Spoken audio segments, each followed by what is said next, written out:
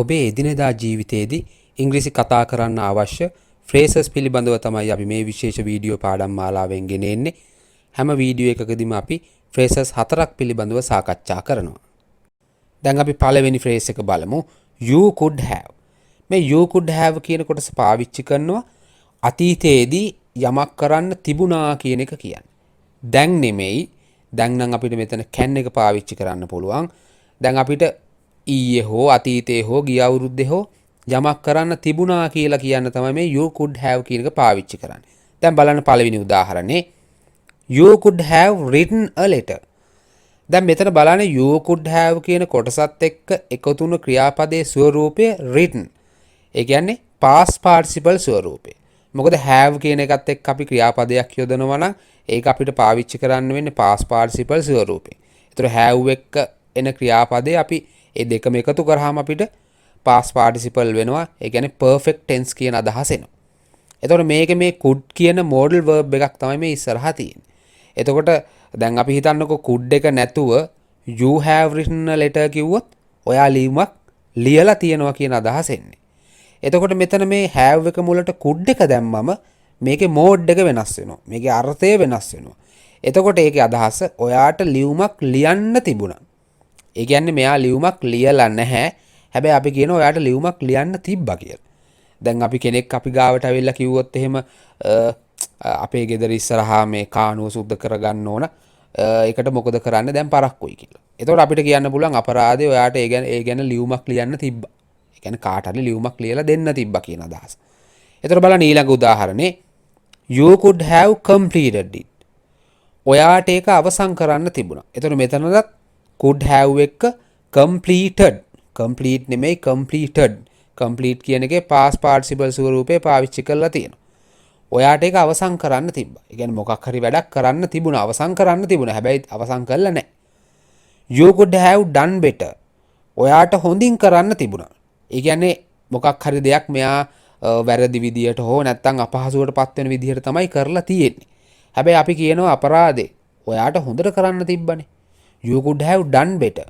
ඒ කියන්නේ මේ ෆ්‍රේස් එකෙන් හැමතිස්සෙම නොකරපු දෙයක් කරන්න තිබුණා කියලා තමයි කියන්නේ. you could have thought of it. ඔයාට ඒ ගැන හිතන්න තිබුණා. දැන් අපි හිතන්නකෝ මොකක් හරි දෙයක් කළා යම් ප්‍රශ්නයක් ඇති වුණා කියලා. එතකොට අපිට කියන්න පුළුවන් අපරාධේ ඔයා ඒ ගැන කලින් හිතන්න තිබුණා. ඒ කියන්නේ මෙහෙම ප්‍රශ්නයක් ඇති වෙයි කියන එක ගැන. එතකොට අපි you could have thought of it. ඔයාට ඒ ගැන හිතන්න තිබුණා. එතකොට මේ think කියන එකේ past participle ස්වරූපේ තමයි මේ thought කියලා දාලා තියෙන්නේ. you could have slept well. you could have slept well. ඔයාට හොඳින් නිදි යන්න තිබුණා. එතකොට මේ sleep කියන එක තමයි slept කියලා past participle ස්වරූපෙට හැදිලා තියෙන්නේ. එතකොට අපි හිතමු මෙයා නිදියගෙන නැහැ. නිදි මතේ තමයි ඉන්නේ. එතකොට අපිට කියන්න පුළුවන් ඔයාට හොඳින් නිදා ගන්න තිබ්බනේ. ඇයි නිදි මැරුවේ කියන අදහස. you could have slept well. එතකොට මේ phrase එක පාවිච්චි කරන්නේ අතීතයේ නොකරපු දෙයක් කරන්න තිබුණා කියන අදහස දෙන්න. දැන් අපි දෙවෙනි phrase එක බලමු. why don't we? මේක මේ why don't කියන්නේ ඇයි නැත්තේ කියන එක. මේ we වෙනුවට අපිට I දා ගන්න පුළුවන්. එහෙම නැත්නම් you දා ගන්න පුළුවන්. ඕනම subject form එකක් අපිට දා ගන්න පුළුවන්. ඒතර මේකෙන් අර්ථ ගන්නවන්නේ ඇයි නැත්තේ? ඇයි යමක් කරන්නේ නැත්තේ කියන අදහස. දැන් බලන්න පළවෙනි උදාහරණේ why don't we call him? why don't we call him? ඇයි අපි ඔහුව අමතන්නේ නැත්තේ? ඒතර මේ වාක්‍යය හැදිලා තියෙන්නේ we call him කියලා හිතන්නකෝ. we call him කියන්නේ අපි ඔහුට call කරනවා. අපි ඔහුව අමතනවා. එතකොට ඕක අපි ප්‍රශ්නයක් විදියට හදා ගන්නවා. do we call him? අපි ඔහුව අමතනවාද? don't we call him? අපි ඔහුව අමතන්නේ නැද්ද? මුලට why දැම්මම why don't we call him? ඇයි අපි ඔහුව අමතන්නේ නැත්තේ? එතකොට ඔබට තේරෙනව නේද මේ වාක්‍යයට කරන සියුම් වෙනස්කම් මත ඒකේ අර්ථය වෙනස් වෙන විදිය. දැන් අපි we call him කියලා නිකන් වාක්‍යය කිව්වනම් අපි ඔහුට call කරනවා කියන එක. do we call him කියලා කිව්වොත් අපි ඔහුට call කරනවද කියලා. don't we call him කියලා ඇහුවොත් අපි ඔහුට call කරන්නේ නැද්ද කියලා. why don't we call him කියලා ඇහුවොත් ඇයි අපි ඔහුට call කරන්නේ නැත්තේ? එතකොට මෙතනට why වෙනුවට අපිට how දැම්මොත් එතකොට how we call him ඔය වගේ තව දේවල් අපිට මේකට එකතු කරලා මේකේ අර්ථයන් වෙනස් කරගන්න පුළුවන්. එතකොට මෙතන මේ phrase එකේ තියෙන why නිසා why don't we call him කියන්නේ ඇයි අපි ඔහු අමතන්නේ නැත්තේ? why don't we earn more money? ඇයි අපි වැඩියෙන් මුදල් උපයන්නේ නැත්තේ? Why don't we earn more money? එතකොට why don't we වෙනුවට why don't you කියලා දාන්න පුළුවන්, why don't I කියලා දාන්න පුළුවන්. එතකොට මෙතන මේ බලන්න earn කියලා තියෙන ක්‍රියාපද ස්වරූපේ. එතකොට ඒකත් හැමතිස්සෙම base form තියෙන. එතකොට මේක අපිට earning එහෙම නැත්නම් earned ඒ වගේ කියන්න අවශ්‍ය නැහැ. මෙතන earn. ඒ කියන්නේ හැමතිස්සෙම මුල් ස්වරූපේ තමයි යොදාගෙන තියෙන්නේ. Why don't we try again? Why don't we try again? ඇයි අපි නැවත උත්සාහ කරන්නේ නැත්තේ? එතකොට මේ වාක්‍ය හදාගන්න ලේසි. හැමතිස්සෙම ඉස්සෙල්ලා අන්තිම කොටස හදාගන්න. We try again. අපි නැවත උත්සාහ කරනවා. එතකොට මුලට why don't කියන එක දාගන්න. එතකොට ඇයි අපි නැවත උත්සාහ කරන්නේ නැත්තේ? Why don't we play a game? ඇයි අපි ක්‍රීඩාවක් කරන්නේ නැත්තේ? Why don't we help him? ඇයි අපි ඔහුට උදව් කරන්නේ නැත්තේ? එතකොට මේ විදිහට why don't කියන එක දාලා ඔබට අවශ්‍ය දෙයක් එකතු කරලා යමක් කරන්නේ නැත්තේ ඇයි කියලා අහන්න. තුන්වෙනි ෆ්‍රේස් එක it's no use. It is no use කියන එක තමයි මේ it's no use. It's no use කියලා කියන්නේ පළක් නැහැ. යමක් කරලා වැඩක් නැහැ. එහෙම නැත්නම් ඒක කරලා වැඩක් නැහැ කියන අදහස. එතකොට මේකේ අගට කරලා වැඩක් නැත්තේ මොකද්ද කියන අදාළ කොටස දැම්මනම් ඔබට මේකෙන් අර්ථයක් ගොඩනගන්න පුළුවන්. දැන් බලන්න පළවෙනි උදාහරණේ it's no use crying. අඬලා වැඩක් නැහැ. it's no use මොකද්ද වැඩක් නැත්තේ? අඬලා crying. එතකොට මේ use එකට එහා පැත්තේ හැමතිස්සෙම නාම ස්වරූපයක් දාලා තියෙන්නේ. එතකොට ඔබට මේ ing එක දැක්ක ගමන් හිතෙන්න පුළුවන් crying කියන්නේ ක්‍රියාපදයක් නේ කියන එක. හැබැයි crying කියන ඒ ක්‍රියා ස්වරූපෙම අපිට gerund විදිහට පාවිච්චි කරන්න පුළුවන්. ඒ කියන්නේ ing ක්‍රියාපදයක් නාම පදයක් විදිහට පාවිච්චි කරන අවස්ථාව අපි gerund එකක් කියලා කියනවා. එතකොට මෙතන it's no use crying. අඬලා වැඩක් නැහැ. එතකොට මෙතන කෙනෙක් අඬනවා කියන ක්‍රියාවක් ගැන නෙමෙයි මේකේ කියන්නේ. අඬලා වැඩක් නැහැ. එතකොට මෙතන අඬලා වැඩක් නැහැ කියන අර්ථය දෙනවා මිසක් අඬනවා කියන ක්‍රියාවක් වෙන්නේ නැහැ. ඒ නිසායි මේක gerund වෙන්නේ. It's no use talking to her. It's no use talking to her. ඇයට කතා කරලා වැඩක් නැහැ.